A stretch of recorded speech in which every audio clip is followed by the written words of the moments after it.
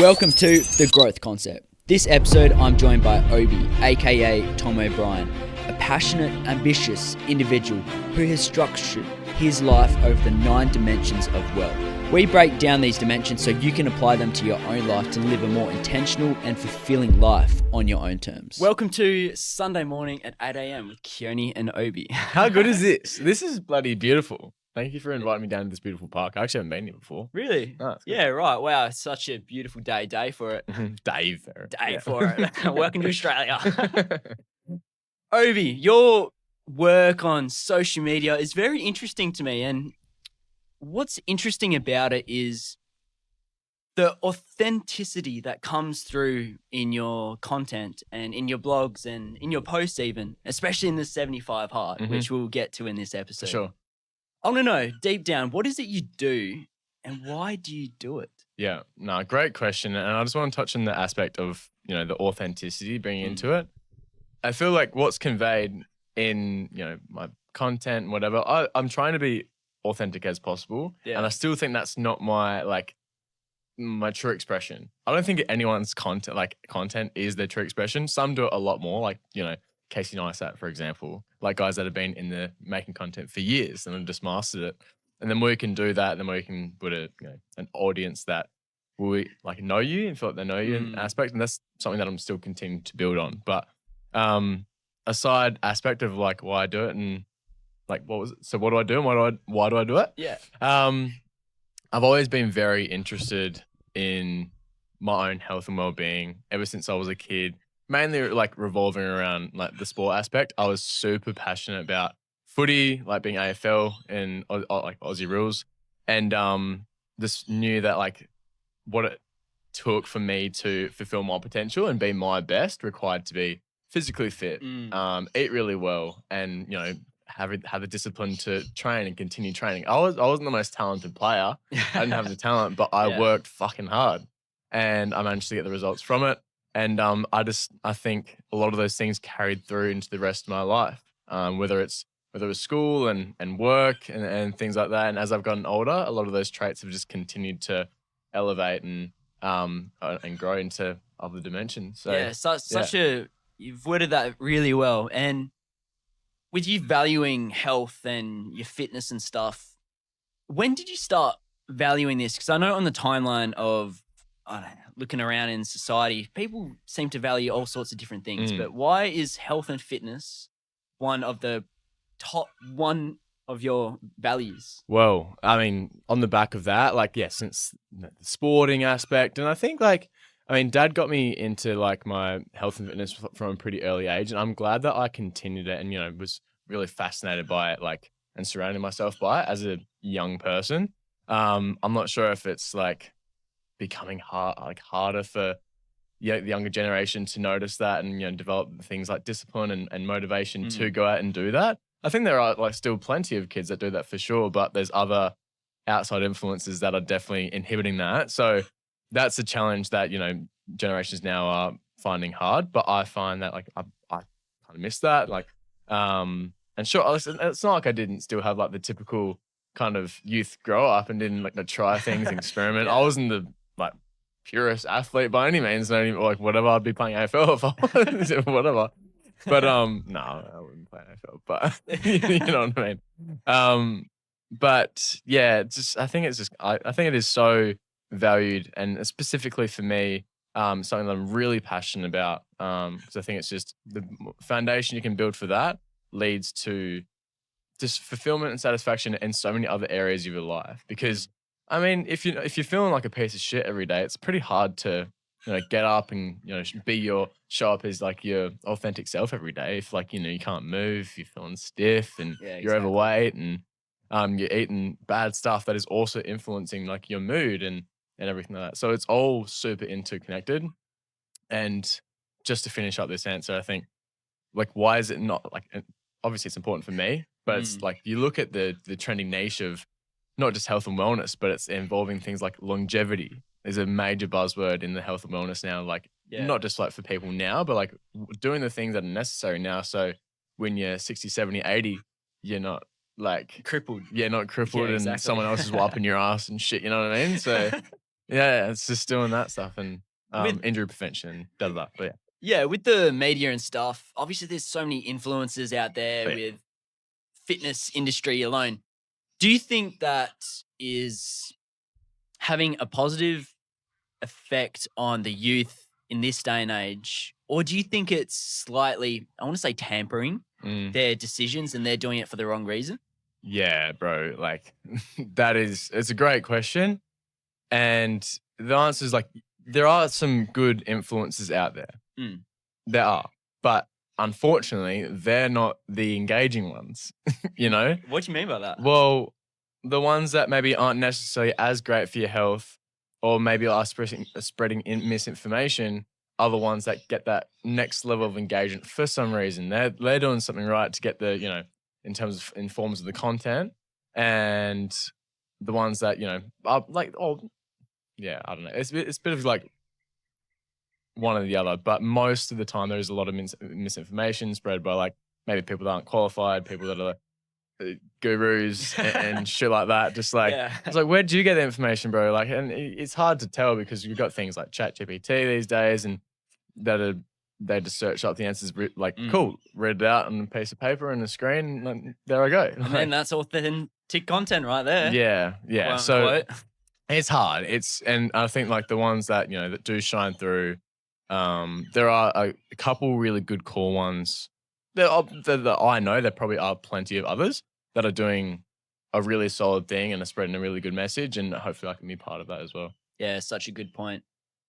Do you feel that particular things in the media or in society needs to start changing to better educate the younger people Mm.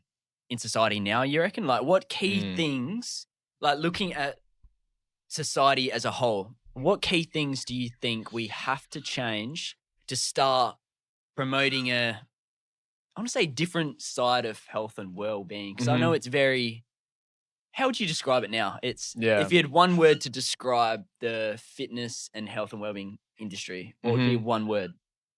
I think it's like tunnel vision. Tunnel vision. I know it's 2 words, but We can make it one today. Yeah. I think it's very like, you have that form of content, and then like you don't want to look left, you don't look right, like because what they're engaged in, that's somehow connected with them on a conscious, subconscious level. They're going to follow that, right? But there are a lot of other things, that I wish the youth in particular, like I've done a lot of work like with youth and school workshops with Happiness Co.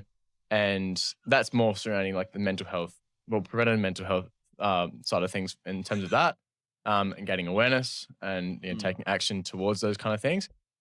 And I think in regards to, whether it is be health and wellness or other like topics for that matter, I think it is really important to like have, instead of like being tunnel vision, to have your head in a swivel and just be really curious onto like what other aspect, like understanding why I believe the things that I do. And like really like we grew up being in like really curious beings as a kid. Like, what's this? What's this? What's this? What's this? What's this?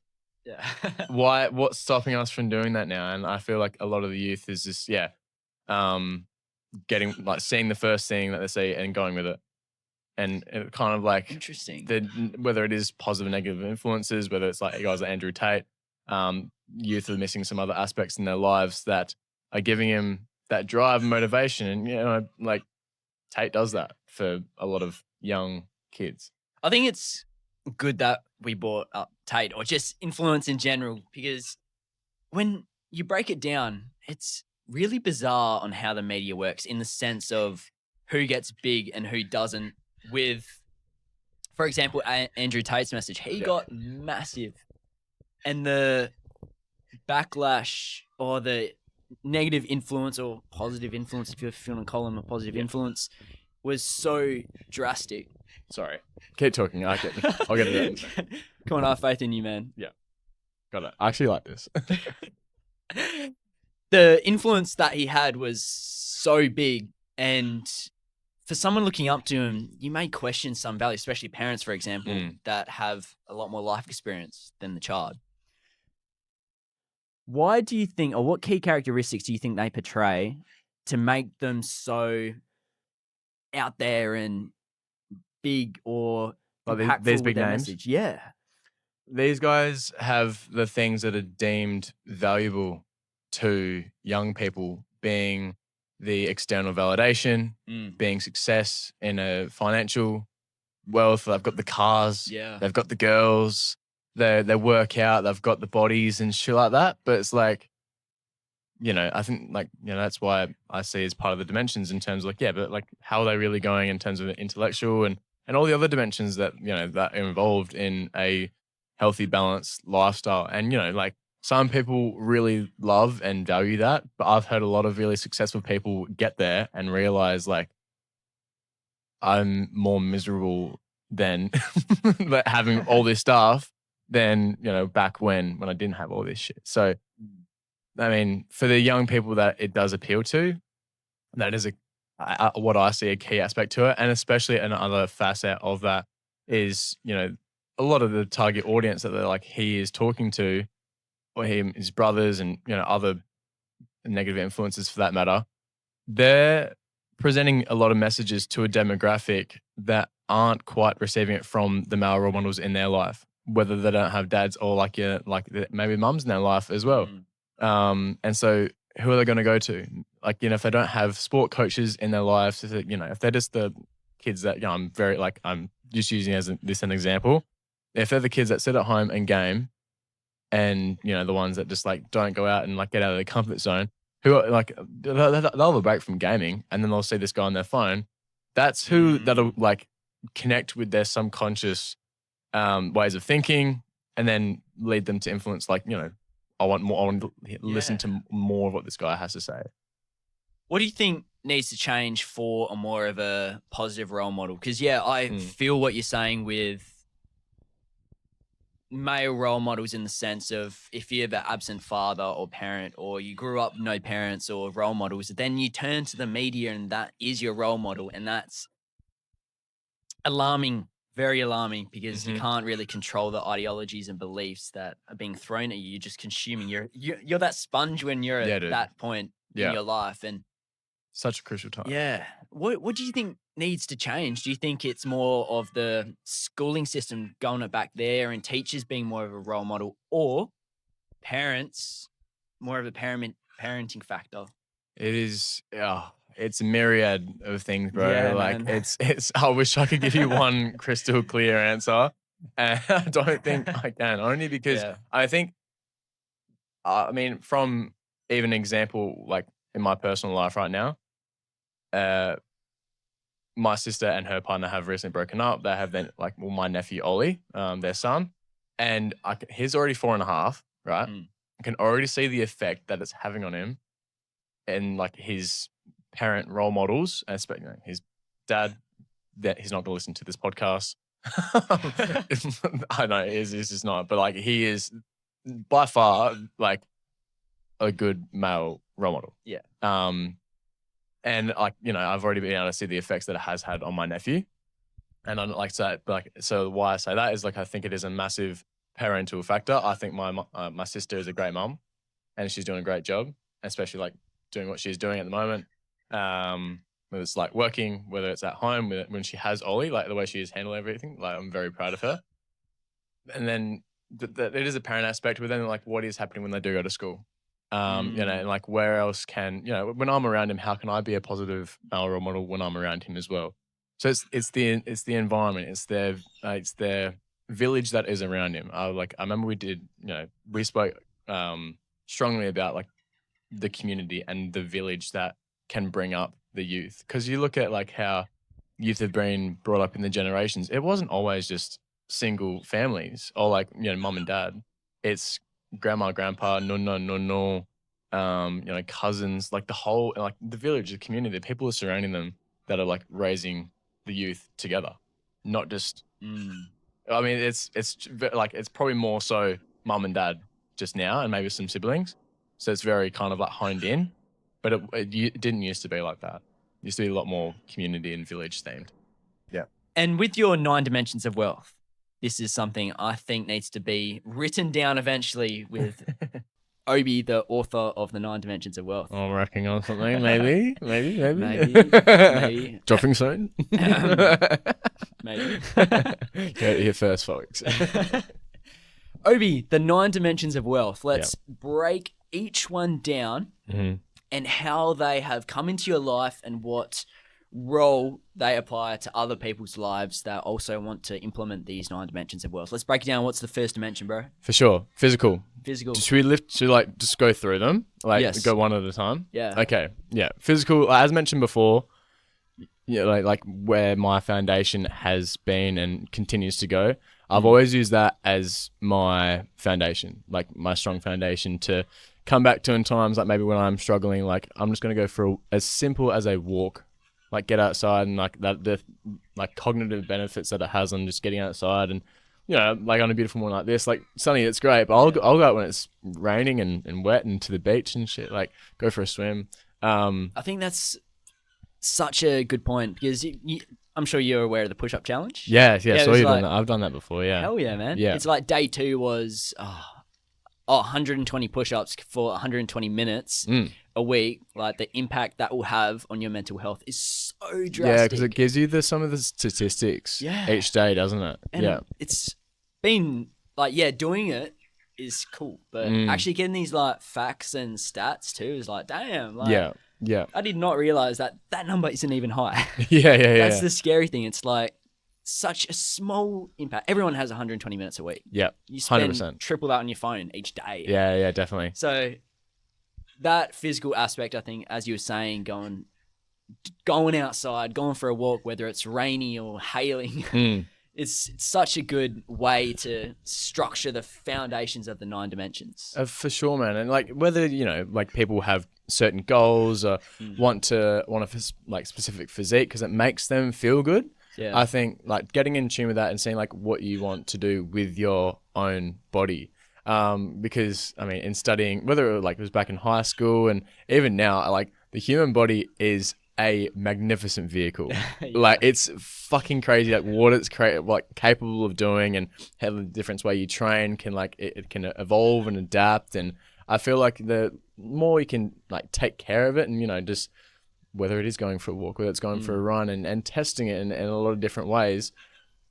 If you don't use it, you lose it, like kind of thing. I don't want to lose the ability to move and feel good and feel young. I mean, I feel like a piece of shit at the moment. Played footy yesterday, but oh my god, we don't need to talk about that. But that's what we train. Footy's a pretty rogue sport as it is, but that's why just the ability for it to bounce back and become more resilient. That just really fascinates me, and that physical aspect, like how you can keep on training the body in a specific way to how you want to. So I think that's a really cool aspect in terms of a foundation for me to lead on to a lot of the other dimensions, particularly like when it comes to like emotional as well.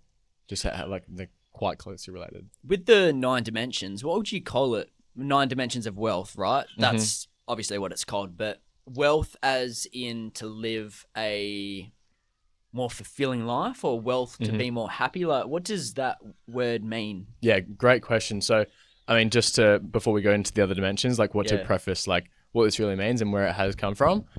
In my studies of health promotion, studying that at Notre Dame, specializing in media communications. Look at me. I went to university. Anyway, I've come in my time working, studying and working at Happiness Co as well, and I've just being in the industry, I have come to see that there's been like the 14 or 15 principles of health and wellness and things like that. And, I thought that was quite a lot. Look, 9's still a couple as well. I wouldn't say it's a small amount, but trying to narrow that down to a good number, I found like the 9 specifically.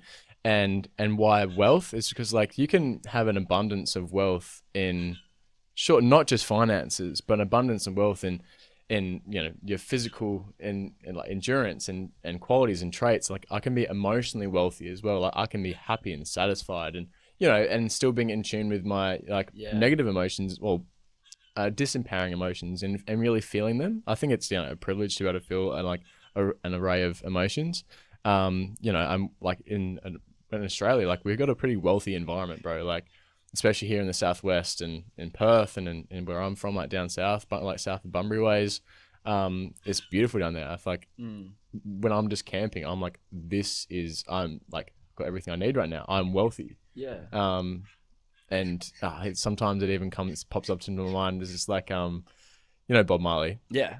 I seen an interview with him one time, and he was just, interviewer asked him like, are you wealthy?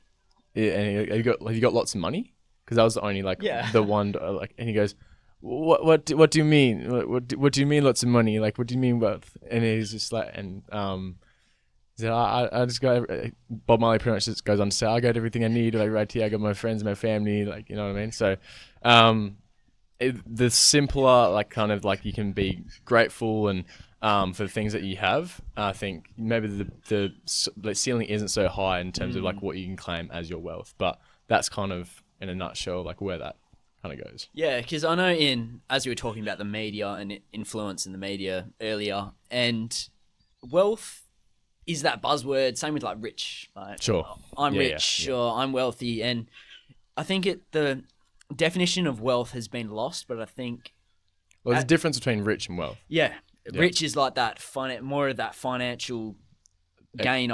External, like, oh, look at me, I've got X amount of dollars in my bank account. Like, cool, like, good on you. But wealth is like, you know, the value that the true value that you have of the things that you do have. Right? Yeah, such a good point. Back to the 9 dimensions. I feel like we're a bit all over the place, but okay. So now we know what the physical. We know what the 9 dimensions of wealth, and now we know what wealth is. Mm-hmm.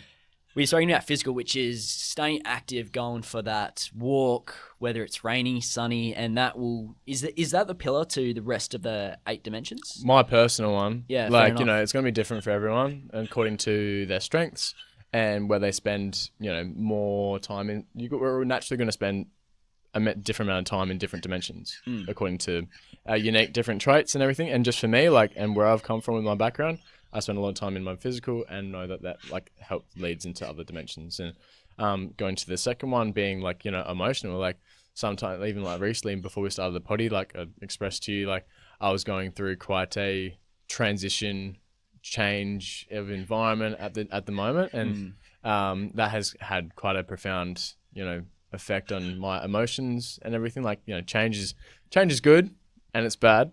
I'm feeling it in a way, and like knowing this, like acknowledging it, accepting it, being aware of it, not trying to suppress it, kind of thing. And and just like for the aspect of even the last couple of days, I've just been walking in the mornings and playing football yesterday, and just the effects of you know, the physical on the mental and emotional, like, has been awesome. And you know, like just being, but like when I guess emotions as a whole, like I think it's great to just feel a different array of emotions, and knowing that it's like you gotta enjoy the highs and knowing that like it's not gonna last forever, but how you're gonna handle the lows. So being aware of that, and like, you know, and noticing it, like being aware, like how am I really feeling, you know, like today, and you know, what can I do about it? Not being proactive as opposed to reactive, you know? Right. Okay. So emotional. So physical, yes, staying active, and that has helped you kind of see more clearly through all the cloud and mayhem going on in your life. So staying physically fit, whether it's just the walk, has helped your emotional state drastically through these times. In a matter of like 5 minutes. Yeah, like, wow. Okay. Yeah. So emotional is asking yourself those hard, well, I wouldn't even say like, asking yourself these hard questions on how are you truly feeling. What do you do based on that answer you've asked yourself?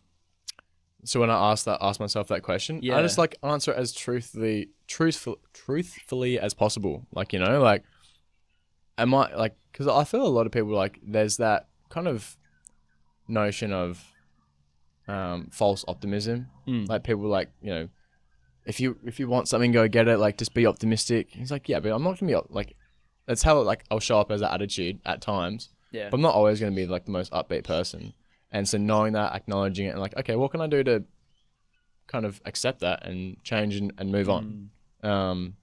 And that could be just like having a conversation with yourself, having a conversation with a mate, family member, writing, journaling, things like that, and just like breaking it down and seeing like where you're at with it and seeing where it's coming from, being curious about it, and whether it's things like meditation, like actually sitting with it. I love meditation. I think even still now, like in the amount of years that like people have been, represent, like even saying how much meditation is valued and like how it can have a profound effect on people, it's still seen as like a woohoo thing. And it's like, no, like I think why I think that is because people are scared to sit with themselves.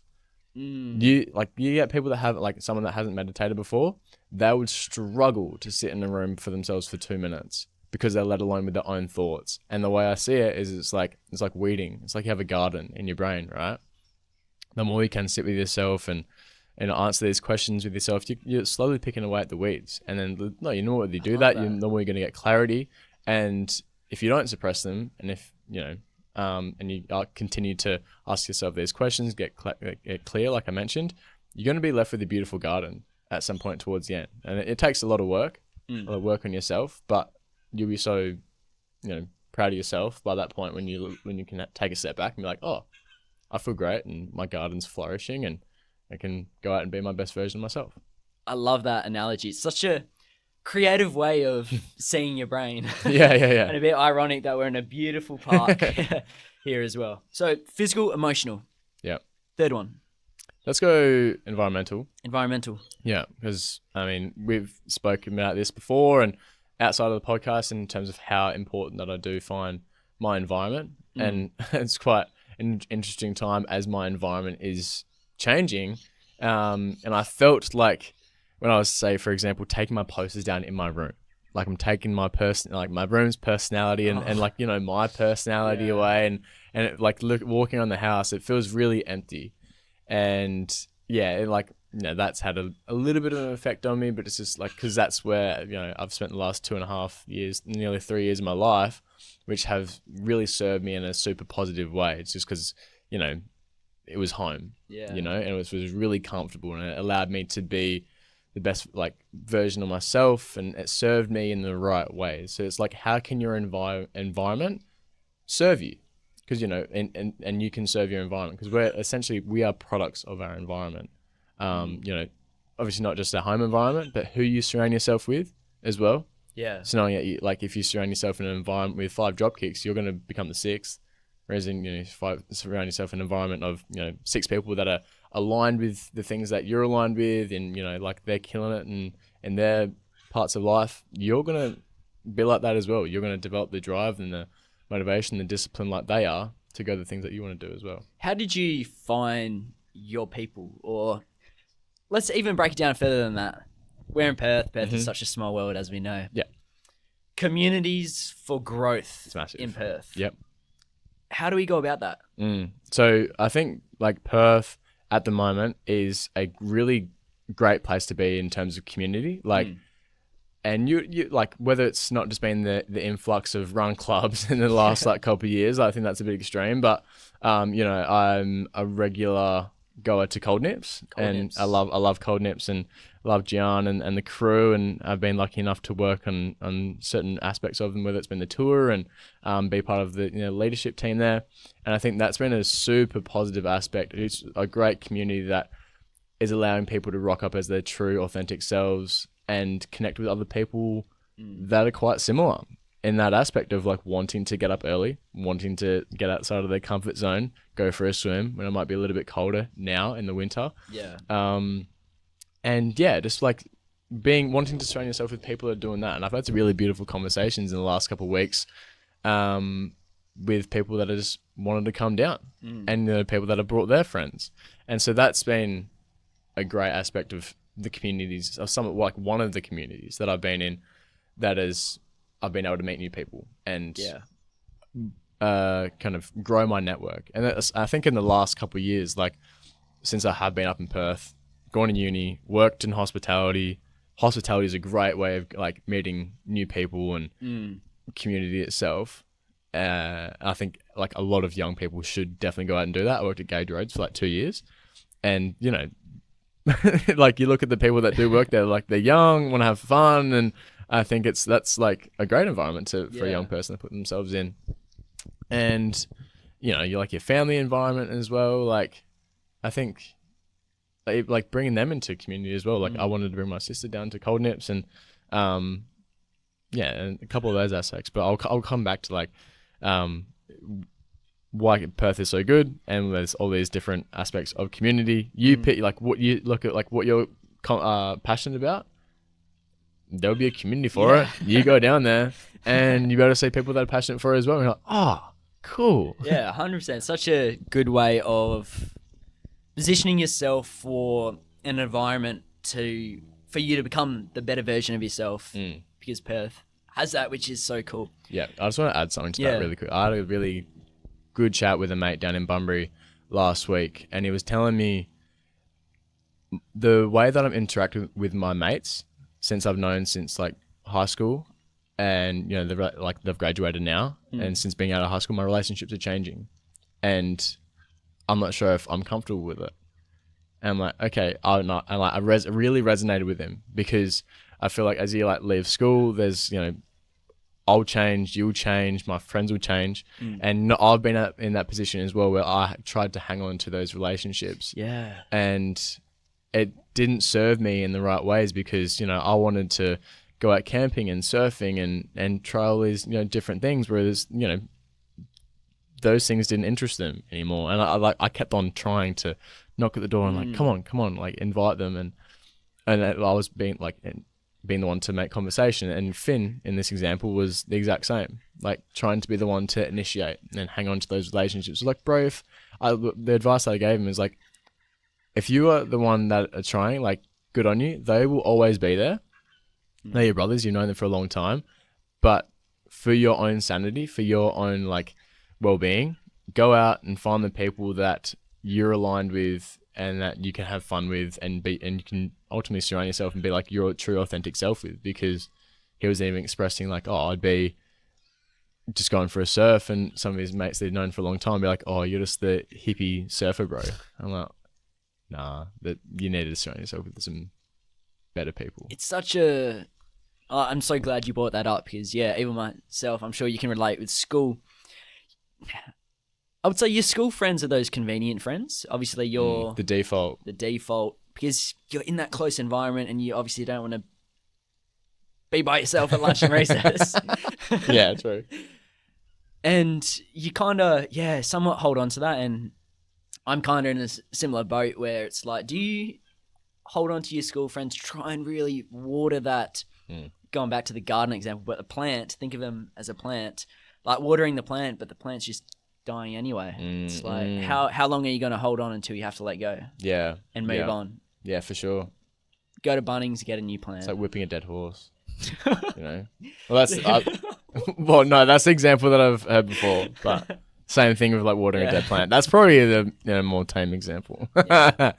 Yeah, whipping a dead horse, that won't go down.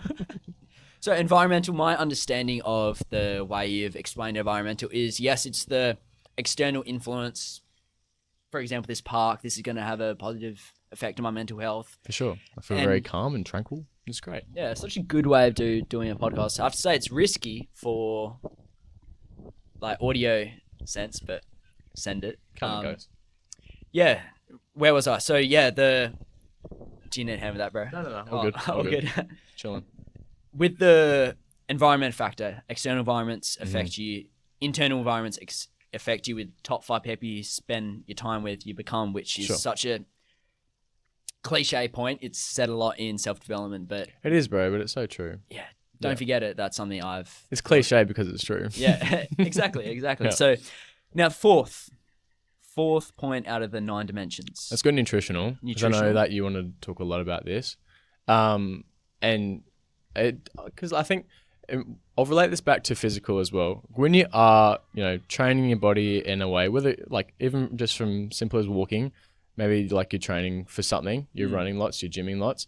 Naturally, if you want to get like the best out of yourself, you're going to be eating like pretty good as well. Yeah.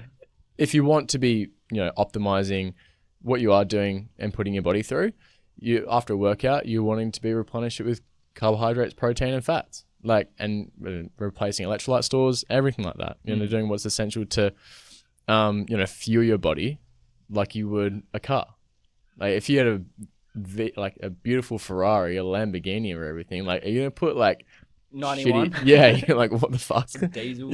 Yeah, like, Should be right. yeah, fuck that. Like, no way. So the same for the human body, man. And the way you can, you know, fuel yourself with a well-balanced array of meals throughout the day. Look, I'm not saying that I eat the cleanest all the time. I love chocolate. I love, you know, cheap foods and all of that. And it feels good and great. So like, it's not saying don't eat bad junk food because, you know, it tastes great. Like, and treat yourself. Like, Yeah, exactly. But for the majority, that's like an 80-20 rule. Like, you know what I mean? Like 80% of the time, like eat, you know, good whole foods. They're going to be like good for yourself, good for your energy levels, good for your recovery. And, you know, knowing that like treating like that sounds great now. It's a lot more clear. And, you know, like your gut biome as well, like eating things like I love kimchi, for example, and sauerkraut, like these fermented foods that are great for your gut biome. And like the bacteria that like ultimately work really closely with your brain as well. And so knowing that like if your gut biome's firing at like the best possible way that it can for yourself, you're going to be producing a lot more serotonin. 95% of your serotonin comes from your gut, actually, which is like, you know, serotonin's that like happiness kind of neurotransmitter. And so like it's, just knowing that is like, oh, cool. I want to give my, you know, body the best fuel it can to. Such a undervalued or underspoken thing as well. It's ironic. You fuel your body, you feel good, but like breaking it down, the science of like gut health and how that relates to having poor gut health, more anxiety, depression, like, and how that is related to the gut. And then that's related to the brain. It's just so funny how it all works, eh? Oh man, and it's especially like in a lot of the food that like is being promoted these days. And, you know, I wouldn't even necessarily like protein powder and, you know, all these supplements are great. You got to like be really picky with which supplements that you are using. I'm not a fan of protein powder. I used to take it until I found out like there's a lot of like heavy metals in it and no shit. Yeah, and like a lot of it, like I would strongly suggest if you are buying like processed foods, have a look at the ingredients list, research them, a couple of them if you want to. Because look, there's a lot of them like we can't even pronounce. I'm not saying that's necessarily a bad thing. Like you look at the same ingredients that are in a banana, I'm sure you couldn't say all those ingredients like because they're all very scientific. But there are a lot of, you know, additives, things that aren't natural, like, you know, that we're putting into our bodies that take a lot more to process, and, you know, essentially like are going into our muscles and into our brain and has those pretty gnarly effects sometimes. Nutrition, the way you've described that to me is you got to fuel your body for that optimal performance. Think of your body as a Ferrari. You got to fuel yourself properly, and obviously that relates to your physical and emotional health so much as well, because you got to fuel yourself with the right shit. Yeah, like 100%, man. Yeah. Fifth, 9 dimension. Let's go intellectual. What is intellectual? So it's like just your inherent ability to learn new things, and like with your brain as well. Like, you know, as a young person, your brain is really, or even throughout your life as well, very like neuroplastic. So continuing to learn new things and like I think being curious is a superpower as well, and just being able to just like you know, understand like why things are the way that they are, and, you know, putting your brain in different situations, you know, like that's why an aspect of why I wanted to do some of the challenges and why I think that had such a great effect, because my brain's put in a position where I'm not only like haven't done this for the first time, but, you know, like I have to think on the go, and I have to, like, you know, it's not comfortable. I'm stepping out of my comfort zone, and I have to see how I respond. Fighting those internal belief systems. Like, for example, one challenge you did in 75 hard, you wore, you know, those budgies. Yeah. And you just ran in them. Through Bunbury? Yeah. You were in shops wearing budgies. Like, if I saw that, I'm like... Did footy training in budgies. Yeah. Like those little, this is embarrassing. What are people going to think? Like, Yeah. does that kind of go into the intellectual side as A well? little bit, because ultimately, like, you're putting your brain in a situation where it's like nervous or maybe a little bit nervous and outside your comfort zone, and you haven't done this before. Like any place where like your brain is placed in that position where like you're using new parts of your brain. Yeah. I think that relates back to your intellectual. But typically, like whether you're reading a book, whether you're learning an instrument, they're all like really ways that you can continue to test your brain's capacity to remember and learn and understand things. And so like, I mean, I love playing guitar. It's probably something that I haven't been doing enough of recently, and I'll definitely get back into it. Like I'll play. Lockie and I already agreed that we're playing today in our empty house, because it just it sounds great. Yeah, hell yeah. Yeah. And but yeah, I've read a lot of books recently, and so like continuing to learn new things and grow intellectually, I think is like lifelong learning is a super valuable aspect or principle. Such a good point. So intellectual is that adaptation of different ideas, ideologies, and thoughts, and learning quickly, like really training your brain to learn faster. Not even faster. Like slow is smooth, smooth is fast. Like Okay. a lot of these things are processes are going to take a long time. Like I've been playing guitar for 3-4 years, not straight. I wouldn't say I'm great by any means, but like I enjoy it. And so like I think, and sometimes I think a lot of the times, recently even now, like there's this notion of go out and do something and do it as fast and efficient as possible. It's like, well, there's sometimes a lot more value in taking things slow and failing and learning from your mistakes and being patient with it as well. Like, I mean, I think, say, even rushing through a book, like you're not soaking it in. You're not soaking it in whatsoever. So taking your time with it, enjoying it, and let it, like, you come to it. How did you come to conclusions that was part of your 9 dimensions? Yeah. So what? I've always been like a very curiosity and very like being open-minded and like lifelong learning. So I think that's just like an important aspect in anyone's life to continue learning, and not being complacent, because you can say we've gone to uni, you get a job, and then a lot of the time, like, people just will sit in that job and remain complacent and comfortable because that's what they know. Yeah. Whereas like get outside, go traveling, go test yourself in like in different cultures and things like that to make like entertain your brain in a lot of different ways, and it like so that you can get some excitement, like and like your brain will just be like, whoa, like I mean, this is crazy, like, so I think that's kind of like where I come to it. And whether it has been traveling, whether it's been camping, and I think things like that, or like even just learning myself, I think that's where that's come from. Well said. So 5 dimensions so far: physical, emotional, environmental, nutrition, and intellectual. What's number 6? Wait, I'm gonna guess number 6. Okay, you pick. If you know them. Let's do financial. Is Okay. that number 6? I was actually thought you were gonna say wrestle, but let's do financial for sure. Yeah.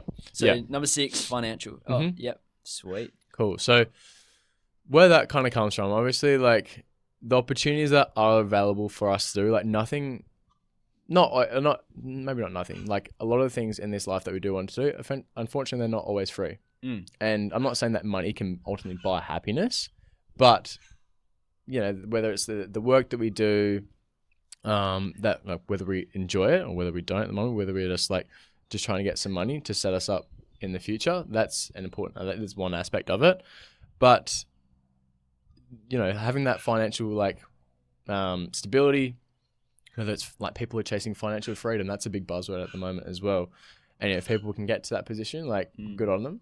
I mean, sometimes getting financially free isn't as like vast and extreme as what people might think. If you're just someone backpacking and you're getting a couple $100 a week, you're technically financially free because your costs are low. So there's a lot of that aspect, and but eventually, in the long term, say if you are wanting to buy a house and provide for a family, like that's where the long-term kind of financial dimension comes in, and really like having the kind of safety net beneath you to be able to, spend some money on things that you want to use as a that you're passionate about, whether it is hobbies and things like that. Because if you want some good equipment to go for a bike ride, like that is an important aspect of like a dimension in itself, because we do want nice things, right? And that can come back into some of the other dimensions as well of whether it be a house or whether it be equipment to physically train and things like that, and even being able to buy good ingredients for the food that we eat, because Exactly. you know what I mean. Like it's not. I don't know. We talk about eating healthy and whole foods and everything, and sometimes that isn't the most cost like.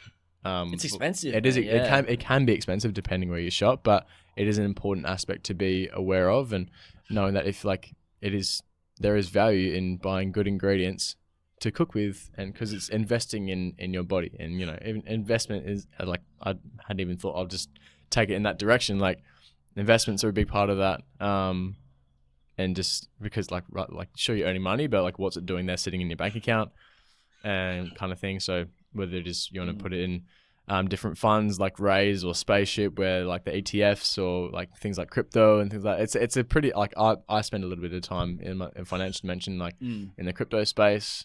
At the moment it's a roller coaster, but it's fun. So just trying to dabble in a couple of different things, but I think financial is a real important one as well, because Maslow's hierarchy, you're probably wrapped around it. Yeah, exactly. It's like you can't do anything else if you do not have money. Hear me out. In the sense of the necessities like food, shelter. If you're worried about what you're going to eat tomorrow, you're not going to be making good decisions on your life, because you're in that fight or flight mentality. And if you can't get food, then you're like panicking, and your mental state's obviously looking for ways and stuff. So if you're living paycheck to paycheck, that can be stressful and overwhelming, and a lot of like I've been in that position as well. I even sometimes am still now, and there are a lot of people out there that face that overwhelm like for a long time. Financial. What's 7? Restful? Let's go restful. Restful. Number 7. So this is it's actually like a bit of a dark horse, like an underdog, I think, because you get a lot of people thinking like, oh, I'll rest when I'm dead, and people actually really don't know the value that is in sleep and resting and recovery. Whether it's the Western world and being like go hustle mindset and things like that, it's like, nah, I know like where my limits lie, and I need to take a rest right now to kind of reset my brain, charge my social battery. My muscles need to recover. Also, like whether I want to go to the beach, and whether I want to go to ice bath, sauna, and those things are all great. But if I'm not getting 8-9 hours sleep, and like that is, I like those numbers are great for me. Yeah. And of deep sleep, there's different stages of sleep: stage 1, 2, 3, 4, and REM sleep. You want to be spending, and they go in 90-minute cycles.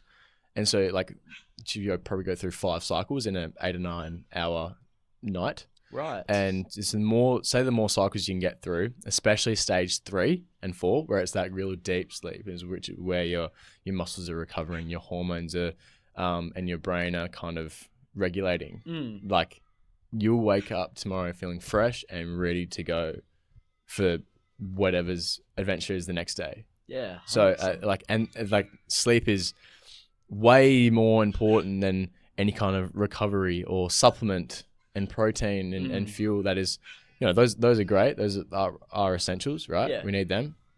But sleep is going to take the chocolates for that one, for sure. Yeah, it's the foundation, would you call it? Yeah, just in terms of rest and recovery, for sure. Rest and recovery. Yeah, I'm a big nap fan as well. I haven't been napping too much lately, but just because I've been busy. But napping through like a little 20-30 minute nap. People can call like a 40 or an hour minute nap. It's like, nah, that's a micro sleep. Micro sleep, yeah. Yeah. So restful's more of the focusing on your sleep and Mainly sleep, or is it Well, and naps? Yeah, well, I think, that's definitely a core aspect of it. But like, there is the aspect and rest in terms of, like we can't always be putting ourselves under physical stress. You do need to rest and let your body recover, and sleep's an aspect of it. They're just like maybe having a rest day, maybe not training, and like we spend a lot of our lives being go, like super busy and working, but sometimes like we forget like what we're really doing it for, and it's just like taking a step back and resting and enjoying, and whether it's like spending some time with yourself or with some mates and with some family, and be like, oh no, this is what it's about, so just like resting and being grateful in that, and more being present. Okay. That's a big one. Yeah, for sure. So number 8 dimension, I have no idea what this could be. Let's number 8. Relational. Let's go relational. Yeah. So yeah, like we mentioned before, like it ties in with your environment for sure, but we're social creatures as well. Sure, we're products of environment, but we've been, grown up in villages and different mobs and communities, and like being surrounded by people that like that you love, I think is a really like such a valuable dimension to have. Because I mean, especially in Australia, I think we're really lucky. We have a really good network of comradeship. What does that mean? So like camaraderie, right? So Okay. like cohesiveness, like in a team, and working. Hello, Willie Wagtail. Hello. Next guest on the podcast. Yeah. Has a lot to say apparently. Yeah. And but yeah, just being like camaraderie and just and mateship, and just being like supportive, really supportive of each other. That can go like one way or the other in Australia, because we also do have tall poppy syndrome and things like that. But I feel like, mate, how you going? Like you get a lot of like people that do truly care about you, I think is a, super valuable, because like, especially whether it is in the Western world, whether in Australia, like we do have, increasing rates of loneliness and isolation. So it's like, who's going to be there in those tough times for you that you can lean on? You have a shoulder to lean on. So I think like that is super important, and like relationships take a lot of maintenance. And it's like checking in on your mates, and just wanting to treat them like I treat a lot of my mates like, my brothers and sisters, and for that matter, and whether you have like a partner and, a significant other. Yeah. Like I'm not currently in a relationship, but like, yeah, I don't know, like sometimes I would aspire to in the future for sure. And I've heard like a lot of my mates are in relationships and have been able to see like the positive effects, and the way that like surrounding themselves with that person has brought out a lot of aspects in themselves that they didn't know that they actually had in them, and test them in different ways, and challenging them to grow as well, and like being comfortable in that too. So it's really beautiful. Point, man. So the relational side of things, more of the relationship of that community that you have, focusing on that people to people authentic connection, more of that aspect. Yeah. So sure, like there's like the more you can align with someone and truly feel the connection, like, like, so sometimes you can have people that you meet and a face value and be like, hey, how you going?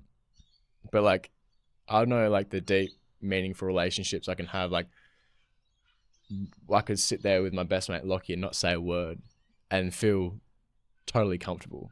Yeah, right. And just because like we are so like comfortable with each other, and have that relationship, and have that brotherhood, and we absolutely love each other. So I think that's like we're so aligned. Like, although we have a lot of different points, and like here's a big muso and like different points of work, and his different points, and like maybe like surrounding his 9 dimensions, and he's got his strength, I've got mine.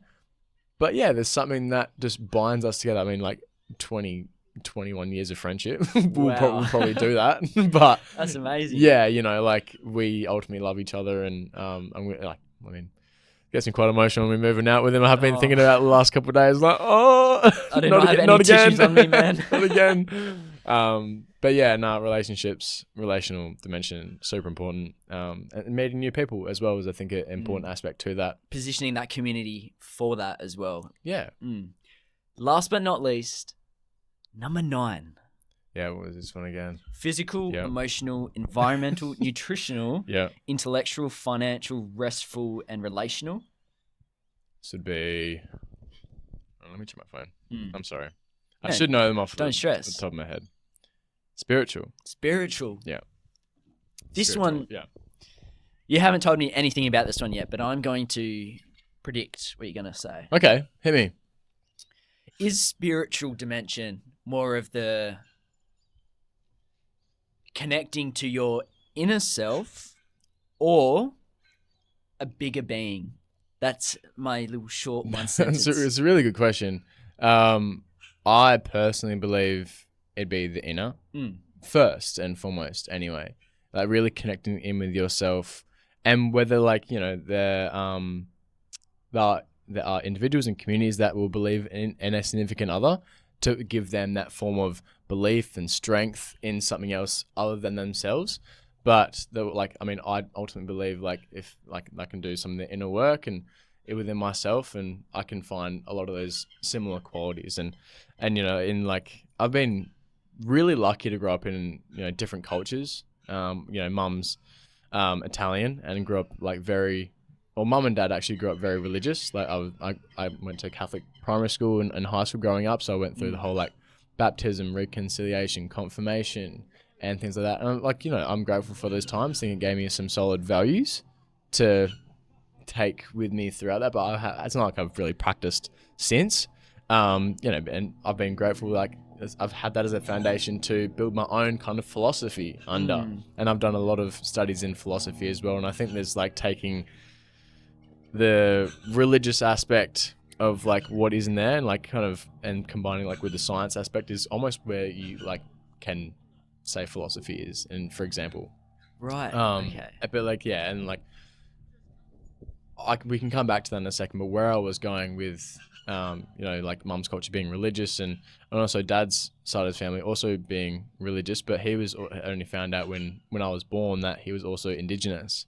And not that we had a really much of a connection to our heritage growing up, but I naturally when I started playing footy for a different team down south in Bunbury, and there was a couple indigenous indigenous boys that I just got along with really well. Right. They would take me hunting and I'd stay with them. We'd go camping, and there was literally something inside me that felt this new kind of connection to people, but also the land. And I feel like that was where this spiritual kind of really connection to something beyond myself.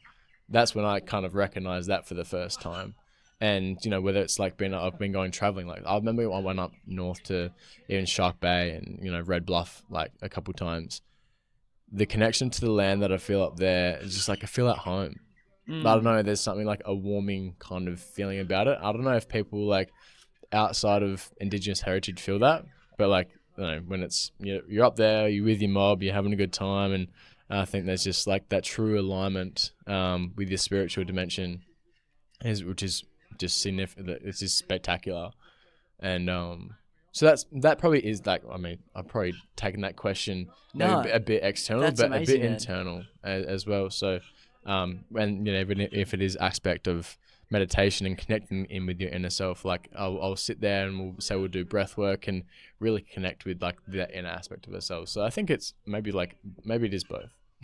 Yeah, I think it's both as well, but I think it's such an important point to consider both as well and being open.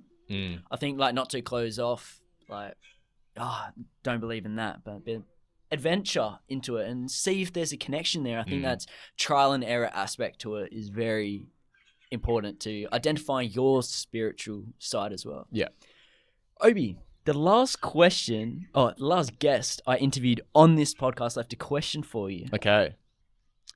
This question is, what is one moment in your life that you're deeply proud of? Good question. And I remember talking about it, the bit that being proud of yourself kind of aspect. And it's probably something that a lot of us don't do that often. Yeah. And we should definitely do a lot more. It's definitely something that I should do a lot more. And I remember there was a time probably within the last year, where I just finished studying. I just finished the 100 Dips and 100 Days tour, and I spoke at the Happiness Co. Gala. Wow. And did my own speech in front of 1,000 people at the Optus Happiness Gala. And after that, I had a lot of people coming up to me and even my mum and dad being like, "You should be so proud of yourself," and everything like that. And it's like, yeah, I should be, but I don't know. It's hard. I do look back at those times and I think it just took me a lot of processing, and that is a moment where I did truly feel really, really proud of myself and and how far I'd come with my studies and with my work and taking it in that direction to go where I am now. And so that and also other things as well, like maybe doing the marathon, finishing 7.5 hard. I felt pretty proud of that too. Be pumped, man. That's amazing. Yeah.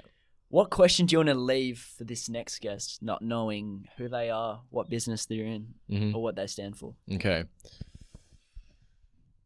What external piece of entertainment, can be book, can be a show, has impacted you the most? I love that. Obie, thank you so much for coming on the Growth Concept podcast, my man. Thank you, brother, for having me. It's been great.